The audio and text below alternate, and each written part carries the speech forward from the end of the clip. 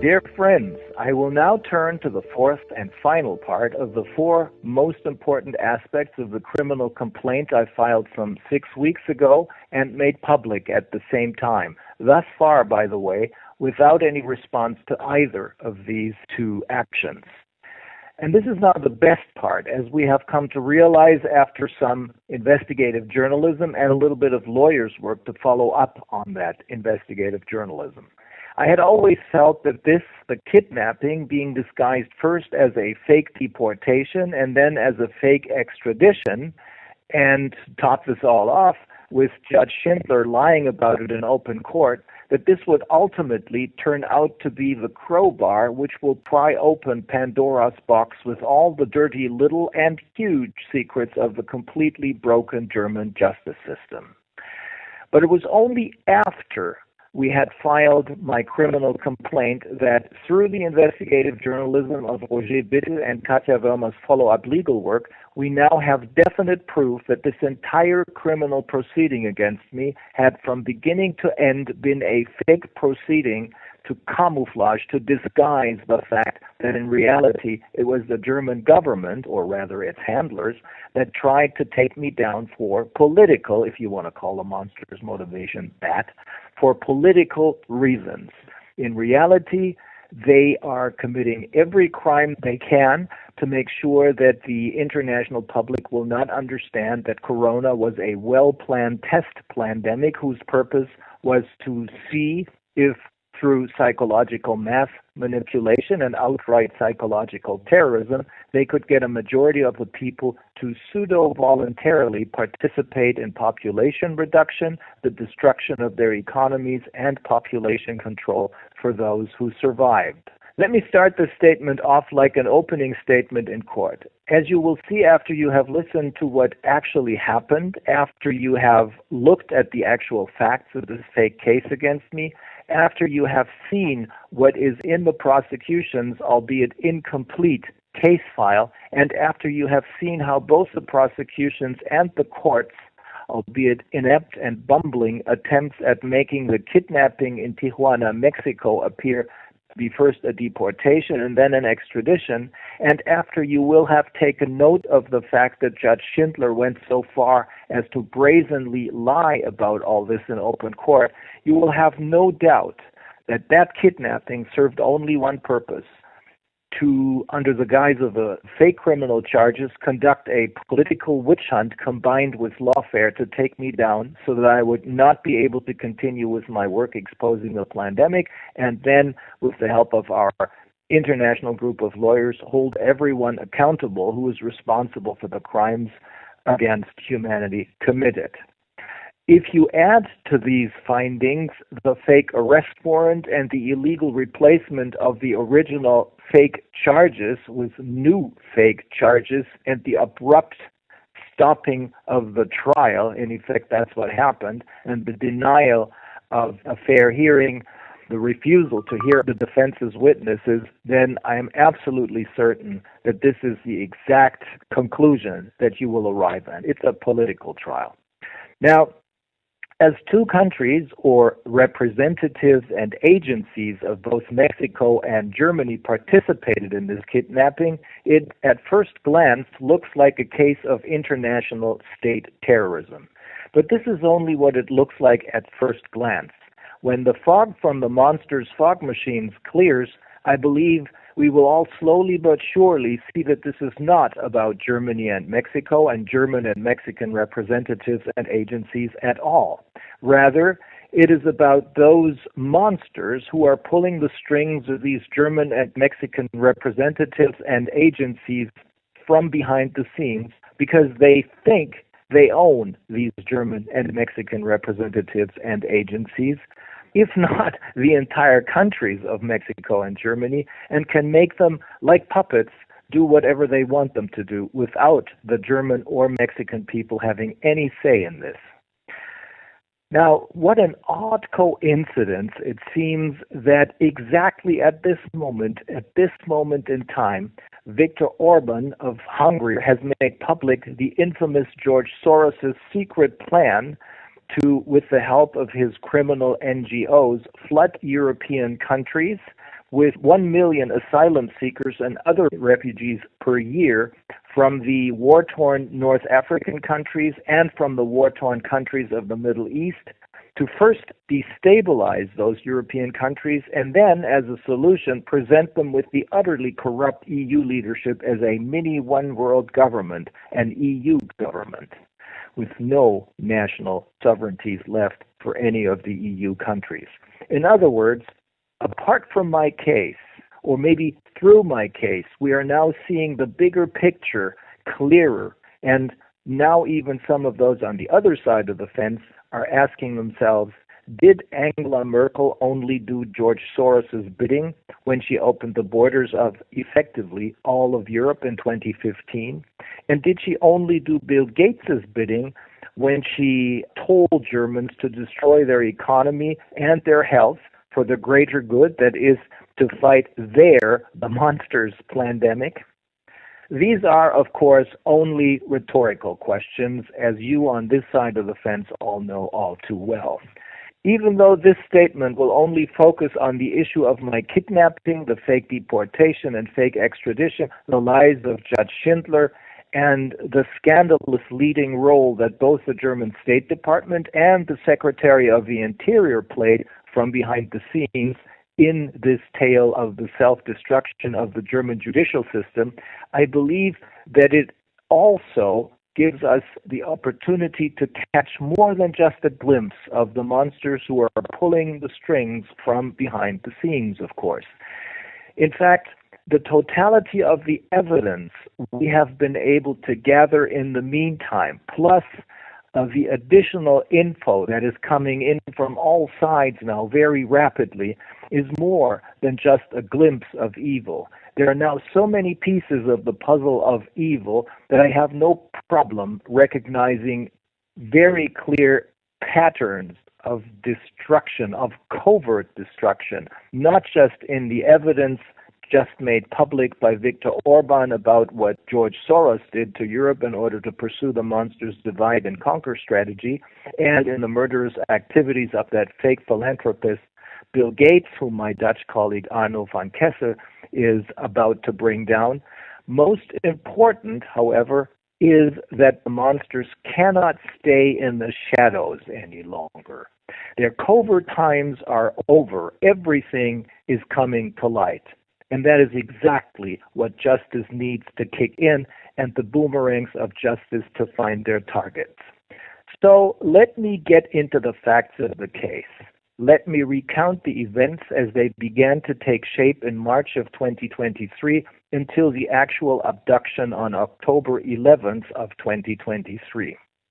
I will include Judge Schindler's lie in the spring of 2024 that what had happened in Mexico, as he said, was just a deportation by the Mexican government, even though he knew for a fact that it wasn't, but that instead the German government had, full well knowing, of course, that the only way to legally get their hands on me was an extradition proceeding, decided to circumvent that and to simply go ahead and kidnap me. Because under no circumstances should I get a fair hearing that would have immediately made it clear that there were only fake criminal charges to use as a cover to take me down for political reasons, namely to stop me from continuing with my investigation of the pandemic, and then make sure that an international legal reckoning would follow. I actually don't think that this true reason for what they did should be called a political reason, as the term criminal motivation to cover up billions of crimes against humanity is much more appropriate. Before I start recounting these facts, allow me to once again remind you of the backdrop of this fake case. In late 2021, early 2022, the German Domestic Intelligence Service, CPA, which stands for Constitutional Protection Agency, what a misnomer, tried to take me down the first time. But they ultimately failed because there was one lone holdout for the rule of law in Göttingen who wouldn't take orders from the Domestic Intelligence Service and who refused to open a criminal investigation against me when there was nothing criminal about anything I had done. At that time, when they first tried to take me down, they had openly told her, this one lone holdout, her name is Reinecke, had told her that it was only that domestic intelligence service that was coming after me and needed help, needed a prosecutor, a willing prosecutor to help them. No other public agency, they said, was involved, and no one was to know about this attempt at taking me down for, well, political reasons.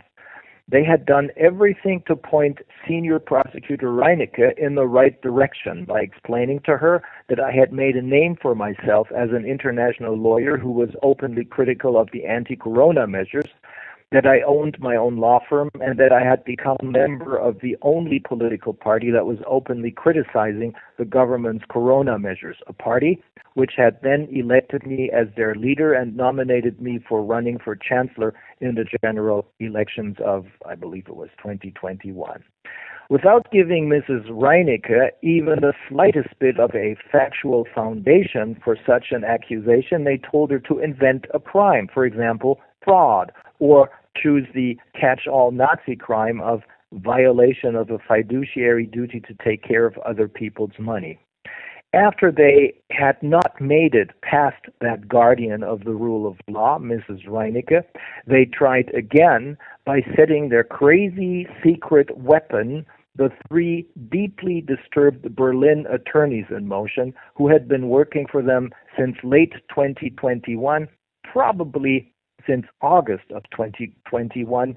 This time around, they made sure that, again, that Mrs. Reinecke, who was about to once again refuse to open a criminal investigation against me, would be rudely pushed aside by changing the file number so that Prosecutor John, who had been transferred from Hanover to Göttingen for just that purpose, could step in and take over as their, well, stupid but willing tool for the destruction of the rule of law, not just in Göttingen, but in Germany altogether, as you will undoubtedly see at the end of this statement, and from the events that will be unfolding in October of this memorable year of 2024.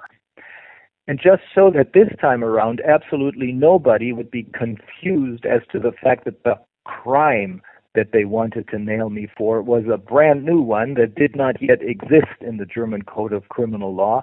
Page number 1 of their file that normally informs the prosecution and the court about the crime they would be dealing with had the word corona written on it, not fraud or embezzlement or any other real crime.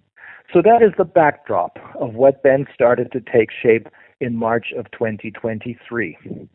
It was in March of 2023 when I was surprised to get a phone call from a friend, Professor Martin Schwab, a law professor, who told me that his protégés, the three Berlin attorneys turned agents for the German Domestic Intelligence Service, wanted to negotiate a settlement with me after they had stolen more than 1.1 million euros of my money so that I wouldn't be able to pay back the loan, and their criminal complaint against me, at least to someone who had no understanding of the law, would look plausible. Even though Martin Schwab is very naive and maybe didn't know at the time that the three Berlin protégés of his were working for and with that German Domestic Intelligence Service, he did know that they had stolen my money and my client's money because I had explained that to him. I had explained to him what they had done and asked him to intervene before things would get out of control. He had even sent me an email on March the 23rd of 2023 in which he told me that he didn't want anything to do with his three protégés, and these are his words, embezzling your money. I then drafted a settlement agreement and sent it to these three idiots from Berlin, to them through Martin Schwab. And in this settlement agreement, I stated that I would be okay with them if they transferred the money that they had stolen from me to my wife's bank account. I didn't have a German bank account at the time because the banks had all canceled all of my accounts. But not only that, I said, I would even, if they do that, if they returned the stolen money to me, I would even allow them access to the gold that we had bought for the Corona Committee. I thought this is an offer they can't refuse. I didn't really worry about that gold at the time because at that time I had set up my own successor entity, ICIC, successor to the failed Corona Investigative Committee, and was finally free of Vivian Fisher's antics, steaming full speed ahead with my very own investigation into what was really going on. So I thought, let these idiots fight over the gold with Vivian Fisher and make complete fools of themselves. I'll step in when the time is right. So at any rate, I thought this is an offer you can't refuse. But then things began to feel weird. At first, it was just that offer which they seemed to be pondering for weeks and then months. It took so long. I couldn't understand this. Well, then in July of 2023, Inka and I all of a sudden couldn't find our passports. We believed that they had either been stolen or that we had lost them. We went to inform the police at the local police station, and they gave us an official piece of paper stating that we were in the process of getting new passports, and that until then, we would be able to travel in Mexico with our other photo IDs. I, for example, had a California driver's license. Inka had a German photo ID. Simultaneously, we had gotten in touch with the German embassy in Mexico City, where they told us that we needed to fly to the nearest German consulate, which is in Tijuana, and meet there with a German consul who would have us sign some forms based on which the German embassy would then send us new passports. So that's what we did. In Tijuana, we met the German consul at the airport because the consulate was being remodeled. I even explained to him how he would be able to find a doctor who would help him get the toxic waste he had injected into his body flushed out. Then, a couple of days after we had returned from that trip, the passports miraculously reappeared. And I texted the consul in Tijuana via WhatsApp to tell him that we didn't need the passports anymore as they had reappeared. To my surprise, he texted back that the old passports had been canceled or annulled and that we did need to fly back to Tijuana to meet him one more time at the airport to pick up the new passports. I asked why it wasn't possible for the embassy to simply send them to me by certified mail or something, as the embassy had told me, but he just replied that wasn't possible. Now, this was all a pack of lies, of course, and it had been concocted by the German State Department, and this is of special importance, as you'll see at the end of this statement, by the German Secretary of the Interior. We found out that this is a pack of lies because I finally got a hold of the prosecution's case file, or the entire defense team did, in November of 2023. I'm not going to bore you with the details of the kidnapping again, but this much you must know. It looks like most of the email communication is in that case file. The email communication between Prosecutor John, who didn't understand anything about anything, Officer Lars Rogatz, who worked for the German equivalent of the FBI and coordinated the kidnapping, and the German FBI's officer in Mexico City, and the 3 Berlin idiots. All of this, we believe most of this, is in the prosecution's file. From this email communication, we know this much for a fact. They had used the fake settlement negotiations between me and the 3 Berlin attorneys, who, by the way, that's the latest info we have, do not practice as lawyers anymore. They had used this email settlement negotiations to track my and Inka's whereabouts in Mexico. Justus Hoffmann, the leading crazy man of the Three Stooges, was searching the internet 24/7 in order to find out if I was attending any meetings of the resistance anywhere, and even found out that I was scheduled to speak at the Better Way conference in Bath, United Kingdom, in early June of 2023, a conference that had been organized by the World Council for Health.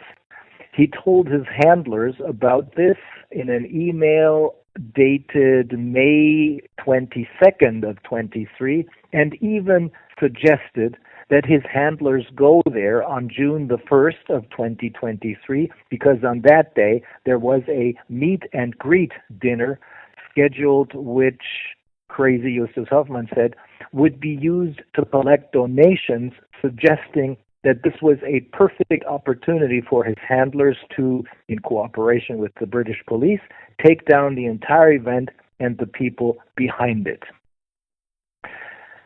An email sent by the FBI's man in Mexico City to the man who coordinated the kidnapping in Germany, Lars Rogatz, on August 24, informs him and everybody else whom he copied of this: that I could only be arrested in Mexico based on a Mexican arrest warrant, which of course was never issued, as I had not committed any crime in Mexico, not entered the country illegally, and there was no extradition request for a crime I might have committed in Germany. That is why their man in Mexico emailed to Germany that they should, in Germany, start an extradition proceeding, which, as we now know, never happened either, because the deep state had other plans. In an email dated September 1st, 2023, FBI agent Rogatz in Hanover informs prosecutor John that their plan was to lure me back to Tijuana under the pretext that I need to sign something in connection with my passport so that they could have the Mexican Migration Agency arrest me. And again, just to play things very safe, Prosecutor John, in an email dated September 30th, 2023, informs everyone else that he and the three Berlin Stooges had also told me that I needed to be in Tijuana in order to get a new power of attorney notarized by the consul, which would then be used to finalize the settlement, the fake settlement. Now they had given me two very good reasons to go to Tijuana, pick up the new passports and get a new power of attorney notarized so that I would finally be able to finalize the settlement. Interestingly, a few days earlier, my friend, at least that's what I thought of him back then, Martin Schwab, whom I had given such a power of attorney, had suddenly and unexpectedly told me that he didn't want to be involved in that settlement after all. I cannot help but believe that he, at that point, had been told by his proteges, probably by name-dropping Justus Hoffmann, that this whole settlement deal was a ruse or a camouflage deal to get me arrested, just as he said in court. Only that explains why he, this is Martin Schwab, why he still employs Justus Hoffmann at his university and why he did not lift a finger to help me, all the while claiming that he wanted to stay neutral, even though he had played an important part in my abduction. After all, I would never have entered into any settlement negotiation with the Three Stooges had it not been for Martin Schwab, whom I had trusted at the time, at least. You know what happened then. Inca and I arrived at the airport in Tijuana on October 11th, 23, eager to meet the Mexican consul, receive our new passports, and to get the new power of attorney notarized as quickly as possible, because we then wanted to immediately turn around and fly back to our dogs. But upon arrival at the gate, we were both taken into custody by 6 plainclothes migration officers and whisked off, full speed and sirens blaring, in a van to the migration agency's office, which was located some 20 minutes from the airport. There, the man who Inca and I believed was the director of that agency was extremely friendly when he greeted us, but needed a translator to speak with us. I asked to be allowed to call the embassy in Mexico City for help, when he said he had no idea what this was about and that he was only following orders. I reached a female officer at the embassy who was clearly very uncomfortable even talking to me. Inca overheard everything, as ever since my interview with Barry Trower in England, I never hold my cell phone close to my head, but only turn on the speakerphone to communicate. When I asked her for help, the woman at the other end of the line said that she didn't know what to do, but there was nothing she could do to help, and that she just didn't know what this was about. I should try and get in touch with the consul. So that's what I did next. I called the consul, who I saw was waiting at the airport for us with our new passports. He, too, seemed very uncomfortable speaking with me and tried to wiggle his way out of this by stating that he was just following orders and did not have a clue what this was about. I then asked him if he had our new passports, still believing that was the problem, our passports, and he said yes. Then I asked him to confirm this to the director of the migration office, and he agreed and then spoke with him. It was in Spanish, so that I wasn't able to understand everything. But afterwards, the director of the migration office appeared to be even more nervous, apologized again for what was happening, and explained again that he had no idea what this was about and that he was only following orders. Then he sent us to see the office's doctor, who simply checked our pulse and blood pressure and said that we were fine. When we came back out of the doctor's office, there were dozens of people who looked very poor and in very bad physical shape, who, it was obvious, were about to be put on a huge bus waiting outside to be deported. The director of the agency then turned to me while Inca started to cry and told me that he would make sure that I would not be made to travel in that bus, and then arranged for me to board a van accompanied by 2 migration officers. When he saw that Inca was crying, he once again apologized to me and to Inca, extended his hand, and, without looking at me, wished me the best of luck. I turned to Inca to tell her to stay strong and that I would do everything in my power to get her out of there as quickly as possible, but she couldn't stop crying. Then I was taken to the airport and, accompanied by 2 migration officers, flown to Mexico City. There, I spent the night in a very run-down, large room with many other people but no shower, and the next day, the 2 migration officers went on a Lufthansa flight to Frankfurt with me, parading me in front of the other passengers who were waiting to board, as if I was a terrorist. As one of them told me, and as the emails in the prosecution's case file confirm, it was the German government that paid not only for my kidnapping and flight, but also for their plane fare and hotel. Inca was made to spend a night in a prison cell with a kind of yoga mat to sleep on and an emergency rescue cover, silver, gold foil, something like that, as a substitute for a cover, so that she would not be able to contact a lawyer, who would have undoubtedly freed me immediately, as there were no charges, no papers, and no extradition either, just a kidnapping, an act of international terrorism. That's what it boils down to. The final act came at Frankfurt Airport, where I landed on October the 13th of 23, and was presented for the very first time with a German arrest warrant dated March 15, 2023, which turned out to be nothing but an idiotic pack of lies. So I thought, that's why they wouldn't let me know what this was all about. Fake criminal charges because I had gotten on their and their handlers' nerves with my corona investigation and my legal plans. Then I noticed that one of the arresting officers had also had doubts about the legality of this strange affair. That's one of the arresting police officers. She had filled in an arrest form, and at the very bottom, this is a 3 or 4 page form, at the very bottom she had added a special comment stating that I had arrived at Frankfurt Airport at 2:45 p.m., accompanied by 2 officers of the Mexican Migration Agency as a result of an extradition.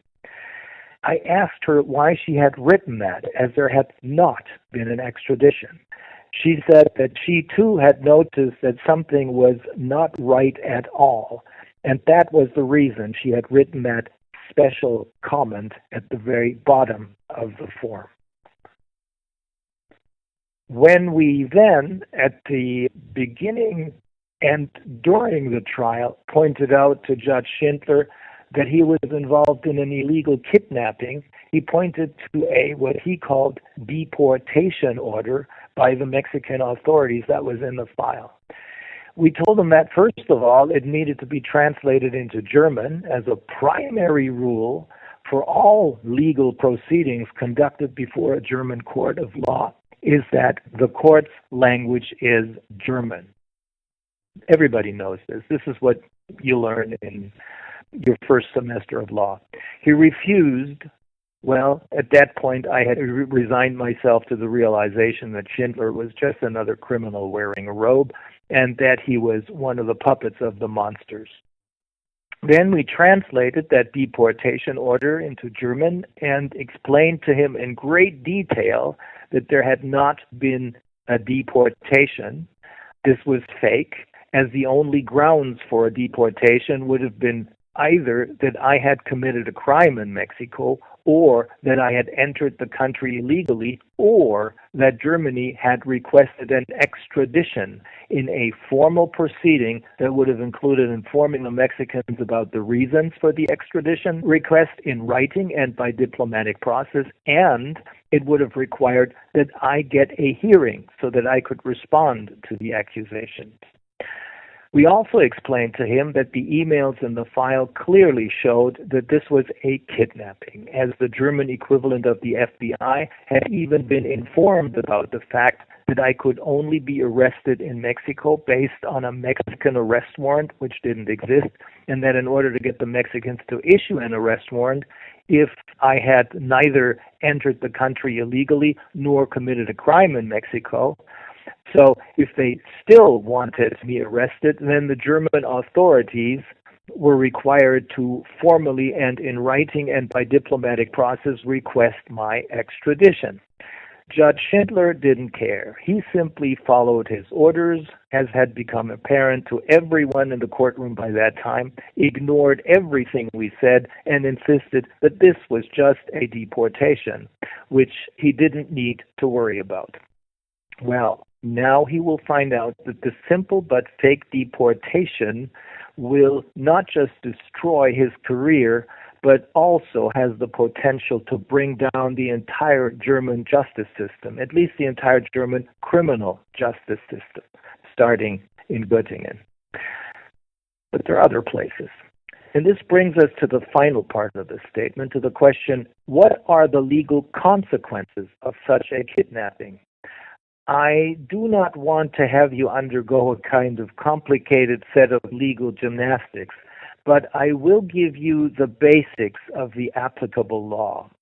First of all, everyone agrees, both the German courts, who would otherwise love to sweep this problem under the rug, and much more outspoken, of course, the German legal scholars. All of them agree that a kidnapping obviously is a crime, and if it is committed by the government, it's an especially bad one. If the government falsely arrests you and incarcerates you, then this amounts to a violation not just of the German Constitution, but also to a violation of Article 5 of the European Union's Human Rights Charter and, of course, of the International Human Rights Charter. Now, let us zero in on what should have happened here, but what the monsters, well, they think so slyly circumvented.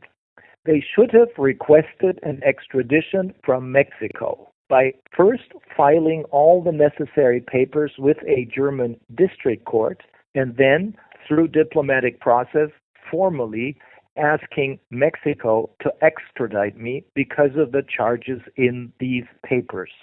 Mexico would then take a close look at the charges so as to make sure that the crime that I was accused of is also a crime in Mexico, and, most importantly, to make sure that the extradition was not for political persecution. Because obviously political prosecution or persecution is a crime in itself, and you cannot use, or rather misuse, an extradition proceeding to commit such a crime or participate in it. Finally, Mexico would have to confront me with the charges, which means give me an opportunity to respond to them. This is called notice and a hearing, and it is a universal legal principle. Whenever the government wants to take something from you or impose sanctions on you, it must first give you notice of the charges and then provide you an opportunity to tell your side of the story, that is, to hear you. That's notice and a hearing. Now, here's another important piece of legal knowledge, or legal gymnastics, if you will. There is a principle in the law of extradition that is called speciality principle. What this means is that only that special accusation, the special charges that are identified in the extradition papers on the basis of which the extraditing country, in this case Mexico, agrees to extradite you, only those special charges can later be tried in the country that requests the extradition, that is Germany.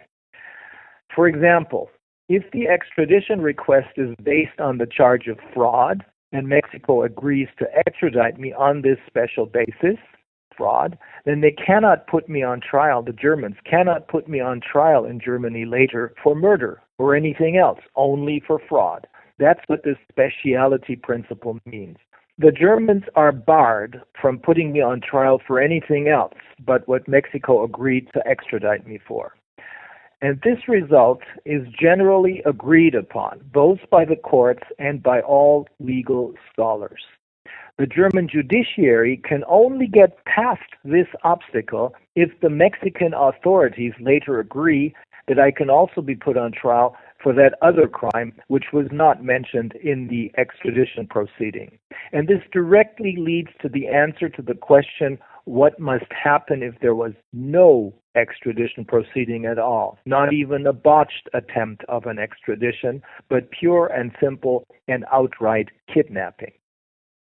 Well, the Roman argumentum a fortiori, which means even more, this says that if in a real extradition proceeding, the extradited person can only be put on trial for the special crime identified in the extradition papers, nothing else, then a person who was kidnapped as opposed to extradited cannot be put on trial in that kidnapping country for anything. And since there was never an extradition proceeding with official charges being presented to Mexico through the diplomatic process, Mexico cannot later agree to anything. End of story. Except that, of course, huge amounts of damages can be recovered in a civil proceeding for damages in tort law, which happens to be my area of expertise. And then there is still the question who exactly was responsible for this catastrophic criminal disaster in my case. Before I answer that last question, let me turn your attention to a legal article which one of the most revered and highly acclaimed German law professors wrote. He is 81, or I believe now 82-year-old distinguished Professor Bernd Schünemann, who, by the way, speaks fluent Spanish. And he explains, based on the European Extradition Act and also on an International Extradition Act, that if a state goes through an extradition proceeding in order to get someone extradited, in this case me, from Mexico, and then tries to put me on trial for a crime that was not even mentioned in these extradition papers and which were not included in why the Mexicans extradited me, then the solution to this problem should be a prohibition to arrest me and incarcerate me, which means, according to the European Act of Extradition, they will have to let me go and give me 45 days to leave the country. If I don't use that time to leave the country, then they can go after me for that other crime that is not included in this speciality principle. if I was extradited from a non-EU country, in this case from Mexico, then I only get 30 days to leave the country. But if I do leave, then this is the end of their story. They could, of course, in theory, come after me again, but this time with all eyes on them, eyes of the international community on them, they will have to go through this very formal extradition proceeding. And of course, if they do that, they will once again fail because the old arrest warrant is fake, as we now know. But then there is still the most important aspect of extradition law, and that is that no one must be extradited if this is for political reasons or political persecution. There are no two ways about this, and accordingly, I must immediately be set free now. This means this is the overriding legal principle. No extradition when it comes to political persecution or prosecution. There are no two ways about this, and accordingly, I must immediately be set free now, which means we do not even have to get into all these legal shenanigans about the formalities of an extradition proceeding, of the writing, of the diplomatic exchange that has to take place. There is no way that anyone can be extradited, let alone kidnapped, for political reasons. So this is the end of the story, and that's why they have to let me go immediately. Finally, there's still this question of who was responsible for this kidnapping.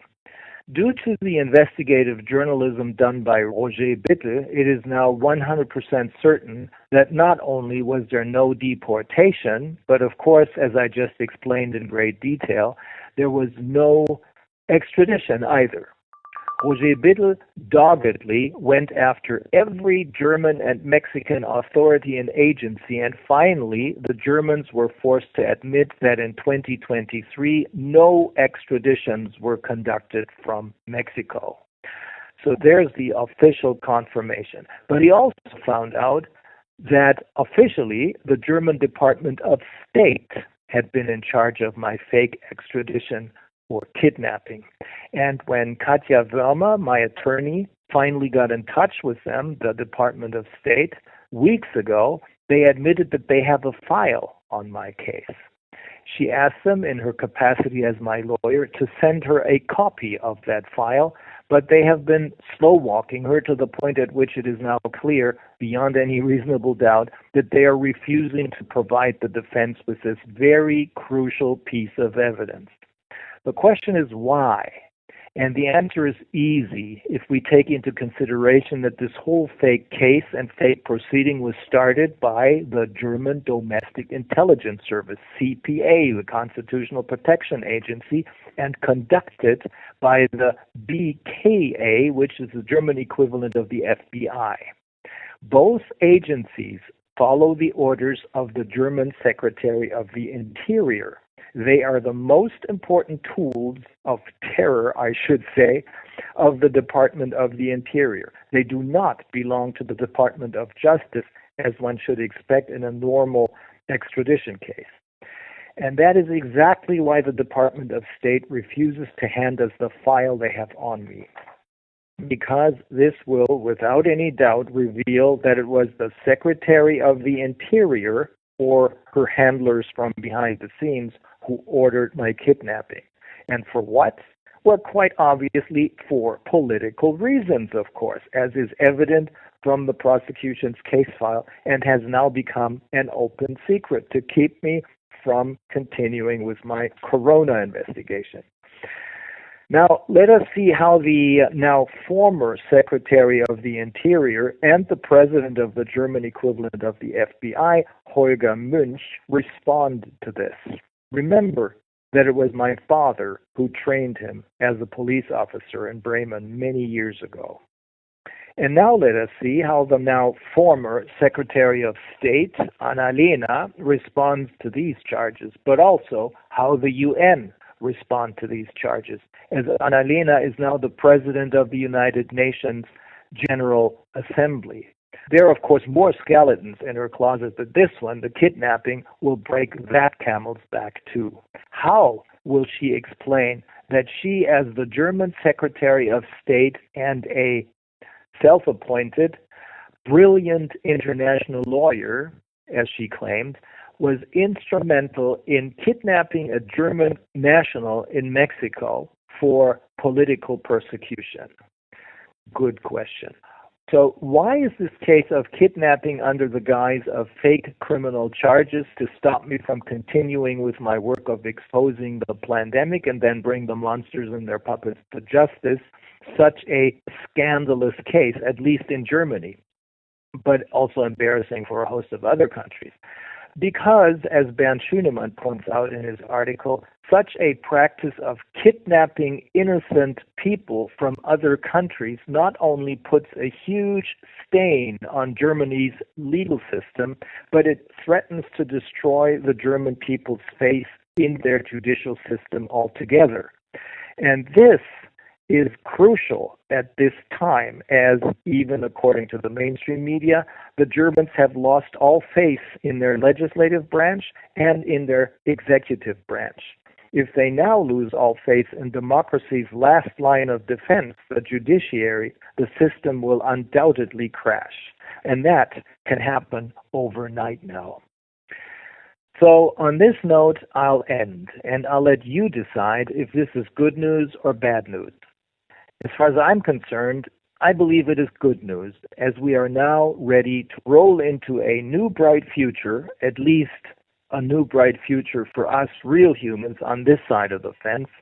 The momentum is there, and the time is exactly right.